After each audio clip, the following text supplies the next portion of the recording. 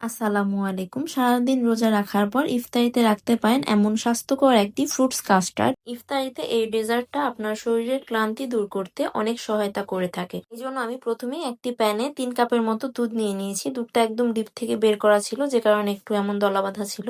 এবার দুধটা বলক না আসা পর্যন্ত আমি অপেক্ষা করব। যখন দুধটা ভালোভাবে বলক চলে আসবে তখন আমি এখানে প্রায় 1 কাপের মতো দুধ উঠিয়ে নিব। তারপর আমি এখানে দিয়ে দিচ্ছি কনডেন্স মিল্ক। আপনারা চাইলে এখানে চিনিটাও কিন্তু ইউজ করতে পারেন। আমার কাছে কনডেন্স মিল্কটা দিলে টেস্টটা বেশি ভালো লাগে, যে কারণে আমি কনডেন্স মিল্কটা দিয়ে ভালোভাবে দুধের সঙ্গে মেল্ট করে নিয়েছি। এবার কুসুম গরম দুধের মধ্যে আমি 3 চা চামচ কাস্টার্ড পাউডার দিয়ে ভালোভাবে গুলিয়ে নিয়ে তারপর আমি দুধের মধ্যে অল্প অল্প করে দিয়ে এটাকে জাল করে নেব। একবারেই বেশি করে দিয়ে দিবেন না দুধের মধ্যে, তাহলে একদম দলা বেঁধে যেতে পারে। অল্প অল্প করে দিয়ে দিয়েছি। তারপর একটা স্প্যাচুলা দিয়ে আমি ভালোভাবে অনবরত নেড়ে মিক্স করে নিয়েছি সবকিছু। এরপর আমি 3 থেকে 4 মিনিটের মতো জাল করে নেব, যতক্ষণ না পর্যন্ত এমন ঘন হয়ে আসে।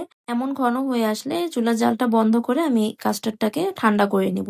ঠান্ডা হয়ে গেলে এটা আরো ঘন হয়ে যাবে। এটা ঠান্ডা হতে হতে আমি এরই মধ্যে ফ্রুটস গুলো কেটে নিব। আমি এখানে নিয়ে নিয়েছি একটা গোটা আপেল, কিছু নিয়েছি আঙ্গুর, আর নিয়ে নিয়েছি এখানে 2টা স্ট্রবেরি, 3টা কলা, আর নিয়েছি 4টা খেজুর। আপনারা চাইলে আপনাদের পছন্দ মতো যে কোনো ফ্রুটস এখানে ব্যবহার করতে পারেন। এখানে চাইলে কিন্তু আপনারা বেদানাটাও দিতে পারেন, কিন্তু আমার কাছে পার্সোনালি একদমই বেদানাটা ভালো লাগে না কাস্টার্ডের মধ্যে, যে কারণে আমি বেদানাটা দেইনি।